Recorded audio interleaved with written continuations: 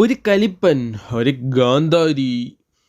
ഇവരുടെ കഥയാണ് ഇന്ന് നമ്മൾ നോക്കാൻ പോകുന്നത്. ഇവർ രണ്ടുപേരും ഒരു എഞ്ചിനീയറിംഗ് കോളേജിൽ പഠിക്കുകയാണ്. ആ എഞ്ചിനീയറിംഗ് കോളേജിന്റെ പ്രിൻസിപ്പലാണ് ഈ കാണുന്ന മനുഷ്യൻ. ഇതൊരു സ്പോൺസേർഡ് കഥാപാത്രമാണ്. അതായത് യമഹ കമ്പനി എന്തോ സ്പോൺസർഷിപ്പ് നൽകിയിട്ടുള്ള ഉൾക്കൊള്ളിച്ചിരിക്കുന്ന ഒരു കഥാപാത്രമാണ് ഇത്. കാരണം ഇയാളെ കാണിക്കുമ്പോഴെല്ലാം യമഹ യമഹ എന്ന് പറഞ്ഞുകൊണ്ടിരിക്കും.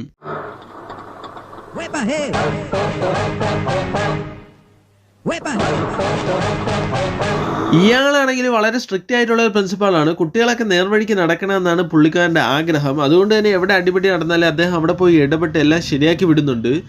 എല്ലാം കഴിഞ്ഞ് കഴിയുമ്പോൾ ഈ യമഹ ചുണ്ടിനടിയിൽ എന്തോ ഒരു സാധനം തിരികെ കയറ്റും. ഇത് സ്റ്റാമ്പിനേക്കാൾ കൂടി എന്തോ ഐറ്റാണ്. ഇയാളാണ് കുട്ടികളെയൊക്കെ നേർവഴിക്ക് നയിക്കുന്നത്.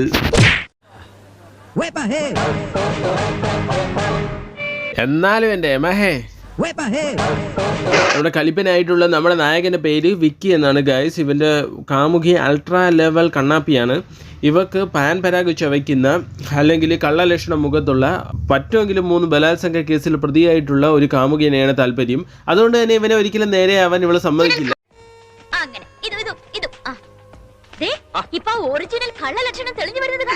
ഇവരുടെയൊക്കെ കാമുകനാവണമെങ്കിൽ പല വീടുകളിലും ചെന്ന് പൂട്ട് കുത്തി പൊളിക്കേണ്ടി വരും. അത് മാത്രമല്ല നിരോധിത പുകയില ഉൽപ്പന്നങ്ങൾ ഉപയോഗിക്കേണ്ടി വരും. ഒന്നുകിൽ വായിലൊരു പാൻ പരാഗ്, അല്ലെങ്കിൽ that nasty smell of tobacco.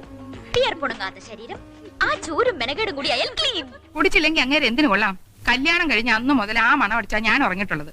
അതില്ലാതെ എനിക്ക് ഉറക്കം വരത്തില്ലടി. പാൻ പരാഗിന്റെ മാത്രം ബലത്തിൽ വൈകുന്നേരം വരെ ഒരേ നിൽപ്പിന് 2000 രൂപയ്ക്ക് പണിയെടുക്കുന്ന ബംഗാളികൾക്ക് ഇത് സുവർണ അവസരം. അതിനിടയ്ക്ക് പിള്ളേരൊക്കെ നടന്നു പോകുന്ന വഴിയിലൂടെ കൈവിട്ട് ബൈക്ക് ഓടിച്ച് പട്ടി ഷോ കാണിക്കുന്ന നമ്മുടെ കലിപ്പ സേട്ടനെ നോക്കി വെള്ളം ഇറക്കി നിൽക്കുകയാണ് നമ്മുടെ സ്റ്റാമ്പ് പ്രിൻസിപ്പാൾ. കൈവിട്ട് പോകുമ്പോഴേ അതിന്റെ വില അറിയൂ. അതെ അതെ, കൈ വിട്ടു പോകുമ്പോഴേ അതിന്റെ വില അറിയൂ. അതിനിടയ്ക്ക് നമ്മുടെ കലിപ്പൻ സേട്ടന് ചേച്ചി ഒരു ഗിഫ്റ്റ് കൊടുക്കുകയാണ്. ഊഹിക്കാൻ പറ്റുമോ ഗൈസ്? ഓപ്ഷൻ എ ഒരു പാക്കറ്റ് കോള്, ഓപ്ഷൻ ബി ഒരു packet Kaja beedi, option C Pan Parag. ഇതൊന്നുമല്ല ഗൈസ്, സിഗരറ്റും ബീഡിയും ഒക്കെ വലിച്ചിട്ട് കുത്തിക്കെടുത്തുവാനായിട്ട് ഒരു ആശ്രയാണ് ഇവൾക്ക് സമ്മാനമായിട്ട് കൊടുത്തിരിക്കുന്നത്. മാതൃക ദമ്പതികൾ തന്നെ. അതിനകത്ത് ഒഴിച്ച് കഞ്ഞി കുടിക്കാനാടാ. ആശ്രയ തന്നെയാണല്ലോ നമ്മുടെ നാട്ടിലൊക്കെ ഉപയോഗിക്കുന്നേ. നീ വലിക്കുന്ന ഓരോ സിഗരറ്റും കുത്തിക്കെടുത്താൻ പോകുന്നതേ എന്റെ നെഞ്ചിലാ. ഈ കോളേജിനുള്ളിൽ വിക്കിയുടെ പ്രധാന ശത്രുവാണ് ഈ കാണപ്പെടുന്ന വ്യക്തി. ഇവനൊരു ദിവസം വിക്കിയുടെ കാമുകിയുടെ കൂട്ടുകാരിയെ തടഞ്ഞു നിർത്തി അവളുടെ മുടി കട്ട് ചെയ്യും. ഇത് ചെയ്തത് വിക്കിയാണെന്ന് വരുത്തി തീർക്കാൻ വേണ്ടിയിട്ടാണ് അവൻ ഇത് ചെയ്യുന്നത്. ഇത് കണ്ടിട്ട് നമ്മുടെ യമഹ വിക്കിയെ സംശയിക്കും, സസ്പെൻഡ് ചെയ്യും. പറയൂ ഗൈസ്, ആരാണ് മുടി മുറിച്ചത്? അത് മാത്രമല്ല വിക്കിയുടെ കാമുകിയും വിക്കിയെ തള്ളി പറയും. അത് 3 തവണ. ഇതെന്തോ ആടെ വല്ല മുത്തലാക്ക് വല്ലതുമാണോ? 3 തവണ പറയുന്നുണ്ട്. അപ്പൊ ഇവനല്ലേ ഇത് ചെയ്തിട്ടുള്ളതെങ്കിലും പിണങ്ങി പോയ യമഹേനെയും സ്വന്തം കാമുകിയെയും സോപ്പിടാൻ വേണ്ടിയിട്ട് ഇവൻ തെറ്റെല്ലാം ഏറ്റു പറഞ്ഞ് മാപ്പ് പറയും. മണ്ടൻ. ഇതിലൂടെ കോളേജിലെ പ്രിൻസിപ്പാളായിട്ടുള്ള യമഹേനെ കയ്യിലെടുക്കാനും സ്വന്തം കാമുകിയെ തിരിച്ചു കൊണ്ടുവരാനും സാധിക്കുമെന്നാണ് ഈ വിക്കി വിചാരിച്ചത്. എന്തായാലും ആദ്യം പറഞ്ഞത് നടന്നു. യമഹ ഇത് കേട്ട് ചാർജ് ആയിട്ടുണ്ട്.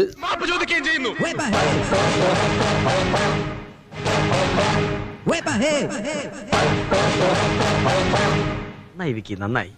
Mission success. Yamaha impressed. വീട്ടിൽ യമഹയുടെ ബൈക്കുള്ളവർക്കൊക്കെ ഒന്ന് ട്രൈ ചെയ്ത് നോക്കാവുന്നതാണ്. അപ്പോൾ യമഹ കഴിഞ്ഞാൽ പിന്നെ കാമുകിയാണ് ഇംപ്രസ് ആവേണ്ടത്. അപ്പോൾ കാമുകി ഇംപ്രസ് ആയോ എന്ന് ചോദിച്ചാൽ അറിയില്ല ഗൈസ്. എനിക്ക് മാത്രമല്ല, ഇത് ഷൂട്ട് ചെയ്തവനും അറിയില്ല, ഡയറക്ടർക്കും അറിയില്ല, ആർക്കും അറിയില്ല ഇംപ്രസ് ആയോ ഇല്ലയോ എന്നുള്ളത്. കാരണം ഇവർക്ക് തന്നെ കൺഫ്യൂഷനാണ് ഇംപ്രസ് ആവണോ വേണ്ടയോ എന്നുള്ളത്. അതുകൊണ്ട് തന്നെ ഇവർ 2 തരത്തിലും ഷൂട്ട് ചെയ്തു. ഇംപ്രസ് ആവുന്നത് ഷൂട്ട് ചെയ്തു, ഇംപ്രസ് ആവാത്തത് ഷൂട്ട് ചെയ്തു. എന്നിട്ട് ഇതിൽ 2 ഏത് സിനിമയിൽ ഉൾപ്പെടുത്തണം എന്ന് അറിയാത്തതുകൊണ്ട് 2 കൂടെ എടുത്തങ്ങ് തട്ടി.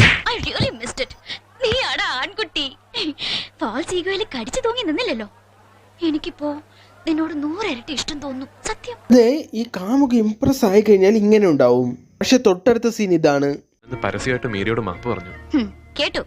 ഇതോടെ കേട്ടപ്പോ എനിക്ക് നിന്നോടുള്ള വെറുപ്പ് ഇരട്ടിയായി. ആണായ ഒരു വാക്കിൽ ഉറച്ചു നിൽക്കണം. ഏത് തേർഡ് റേറ്റ് റാസ്കലിനെ പോലും ഉണ്ടാവും. അറ്റ്ലീസ്റ്റ് ആ ഒരു ഇന്റഗ്രിറ്റി.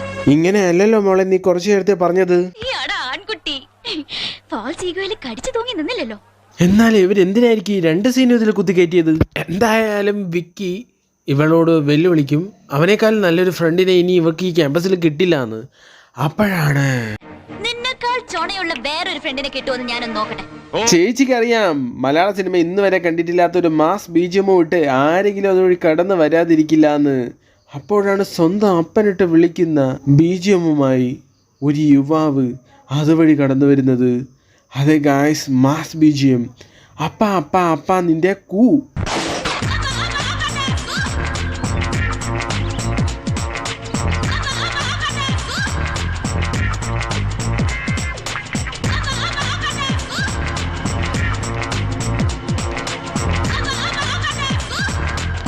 പക്ഷെ അവിടെ നിന്ന് വിനായകൻ ഇവന്റെ ബൈക്കിനെ കൂ അടിച്ചു പൊട്ടിക്കും. അപ്പോ അണ്ണൻ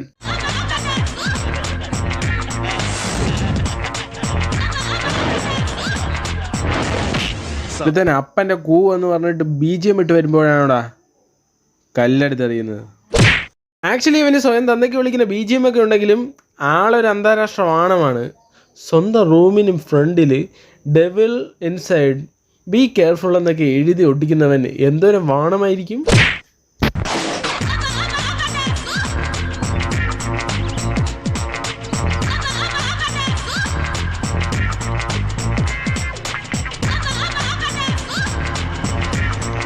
അവൻ്റെ അപ്പൻ്റെ കൂ. നല്ലൊരു BGM ഉള്ളവനെ കണ്ടപ്പോൾ ഇവള് മറ്റവനെ വിട്ട് ഇവൻ്റെ പുറകെ കൂടി. സോറി ഗൈസ്, ഇവൻ്റെ പേര് പറയാൻ വന്നോ. ഇവൻ്റെ പേരാണ് ജോണി. അങ്ങനെ ഒരു ദിവസം ഈ ജോണി ക്യാമ്പസിലെ യുവജനോത്സവത്തിൽ പങ്കെടുക്കും. അങ്ങനെ വേഷം കെട്ടി നിൽക്കുമ്പോഴാണ് ജോണിയുടെ പേര് വിളിച്ചു പറയുന്നത്. അപ്പോഴേക്കും ജോണിയെ ആരോ വന്ന് പൂട്ടിയിടും. പക്ഷെ ജോണി വിചാരിക്കും വിക്കിയാണ് ജോണിയെ പൂട്ടിയിട്ടതെന്ന്. അങ്ങനെ വിക്കി എടുത്തിട്ട് തട്ടും. പറയൂ ഗൈസ്, ആരാണ് ജോണിയെ പൂട്ടിയിട്ടത്? അങ്ങനെ കോളേജിലുള്ള മറ്റ് സ്റ്റുഡൻസ് എല്ലാം കൂടെ ഈ പൊതുശല്യമായിട്ടുള്ള വിക്കിയെ നിരോധിക്കണമെന്ന് ആവശ്യപ്പെട്ടുകൊണ്ട് ഒരു സമരം നടത്തും. ഇത് കണ്ടു നിന്ന യമഹ ഒരു ടാബ്ലറ്റ് എടുത്ത് വിഴുങ്ങും. ഈ കഞ്ചാവടി ഇനിയെങ്കിലും നിർത്തിക്കൂടെ ഭരത? സത്യത്തിൽ ഈ പണിയെല്ലാം ചെയ്തു വെക്കുന്നത് ഇവനാണ്, പക്ഷെ പഴി കേൾക്കുന്നത് വിക്കിക്കാണ്. അമ്മമാരുടെ ശത്രുതയ്ക്ക് നമ്മൾ പരമാവധി എരിവ് കയറ്റും. 1 by 1, step by step. എന്നിട്ട് ഇവൻ പോയി ജോണിയുടെ ബൈക്ക് കത്തിക്കും. അതും വിക്കിയുടെ തലയിലാവും. പറയൂ ഗൈസ്, ജോണിയുടെ ബൈക്ക് കത്തിച്ചത് ആരാണ്? അങ്ങനെ കോളേജിൽ തെറ്റിദ്ധരിക്കപ്പെടുന്നത് പോലെ തന്നെ വിക്കിയെ വീട്ടിലും തെറ്റിദ്ധരിക്കപ്പെടുന്നുണ്ട്.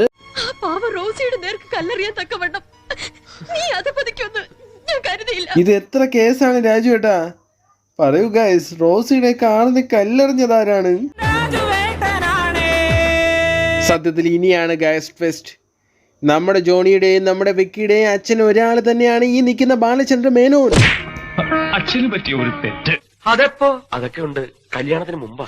അതായത് ഇത്ര നേരം തമ്മിൽ അടിച്ചുകൊണ്ടിരുന്ന ഈ ജോണിയും വിക്കിയും ഒരു തന്തയ്ക്ക് പറഞ്ഞവന്മാരാ. ജോണി ജോണി എസ് പപ്പ എന്ന് പറയുന്ന ഗാനമാണ് എനിക്കിപ്പോൾ ഓർമ്മ വരുന്നത്. ഈ ബാലചന്ദ്ര മേനോൻ ജോണി ജോണി എന്ന് വിളിച്ചാല് ജോണി എസ് പപ്പ എന്ന് വിളി കേൾക്കുന്ന അവസ്ഥ. അതെ ഗായ്സ്, ഈ ജോണിയുടെ അമ്മയെ പറ്റിച്ചിട്ടാണ് ബാലചന്ദ്ര മേനോൻ കടന്നു കളഞ്ഞത്.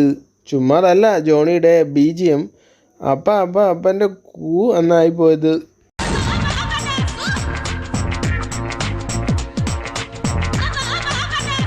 അവസാനം രണ്ടുപേരും ഒറ്റക്കെട്ടായി ഒരു ബൈക്കിൽ തന്നെ വന്ന് അവിടെ ഇറങ്ങി വന്നവൻ്റെ കാമുകിയുടെ ചെവിക്കലിനെ നോക്കി ഒരൊറ്റ അടി പൊട്ടിക്കുന്ന സ്ഥലത്ത് പടം ഫിനിഷാണ് ഗായ്. അപ്പോൾ എന്തിനാണ് ഇവൾ ഈ അടി ഇപ്പോൾ ഏറ്റുവാങ്ങിയതെന്ന് ചോദിച്ചാൽ അവൾ തിരികെ മറ്റവൻ്റെ വഴിക്ക് തന്നെ വന്നു എന്ന് കാണിക്കാൻ വേണ്ടിയിട്ടാണ്. കലിപ്പിൻ്റെ ഗാന്ധാരി ആകുമ്പോൾ 2 ഇടിയും തൊഴിയൊക്കെ സ്വാഭാവികമാണല്ലോ.